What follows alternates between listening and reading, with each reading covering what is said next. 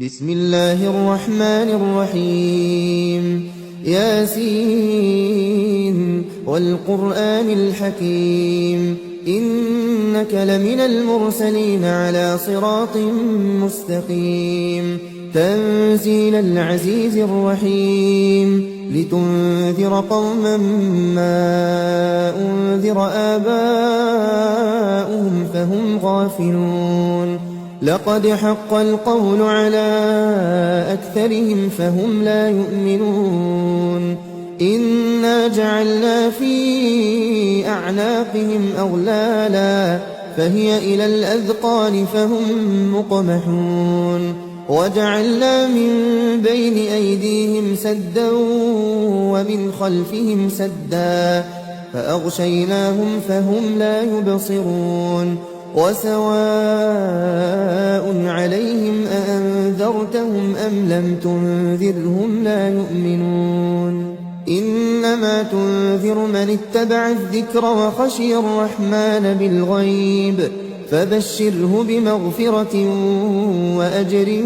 كريم إنا نحن نحيي الموتى ونكتب ما قدموا وآثارهم وكل شيء أحصيناه في إمام مبين واضرب لهم مثلا أصحاب القرية إذ جاءها المرسلون إذ أرسلنا إليهم اثنين فكذبوهما فعززنا بثالث فقالوا إنا إليكم مرسلون قالوا ما أنتم إلا بشر مثلنا وما أنزل الرحمن من شيء إن أنتم إلا تكذبون قالوا ربنا يعلم إنا إليكم لمرسلون وما علينا إلا البلاغ المبين قالوا إنا تطيرنا بكم لئن لم تنتهوا لنرجمنكم وليمسنكم منا عذاب أليم قالوا طائركم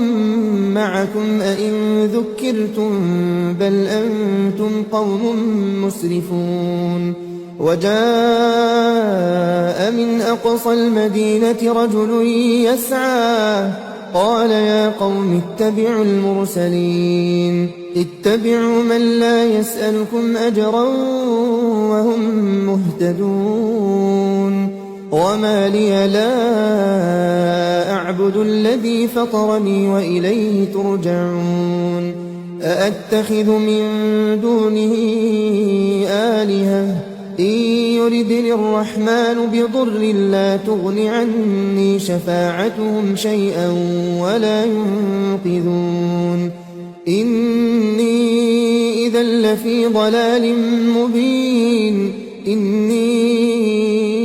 آمنت بربكم فاسمعون قيل ادخل الجنة قال يا ليت قومي يعلمون بما غفر لي ربي وجعلني من المكرمين وما أنزلنا على قومه من بعده من جند من السماء وما كنا منزلين إن كانت إلا صيحة واحدة فإذا هم خامدون يا حسرة على العباد ما يأتيهم من رسول إلا كانوا به يستهزئون ألم يروا كم أهلكنا قبلهم من القرون أنهم إليهم لا يرجعون وإن كل لما جميع لدينا محضرون وآية لهم الأرض الميتة أحييناها وأخرجنا منها حبا وأخرجنا منها حبا فمنه يأكلون وجعلنا فيها جنات من نخيل وأعناب وفجرنا فيها من العيون ليأكلوا من ثمره وما عملته أيديهم أفلا يشكرون سبحان الذي خلق الأزواج كلها مما تنبت الأرض ومن أنفسهم ومما لا يعلمون وآية لهم الليل نسلخ منه النهار فإذا هم مظلمون والشمس تجري لمستقر لها ذلك تقدير العزيز العليم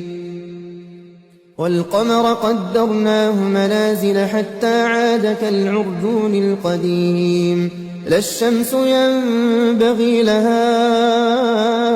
أن تدرك القمر ولا الليل سابق النهار وكل في فلك يسبحون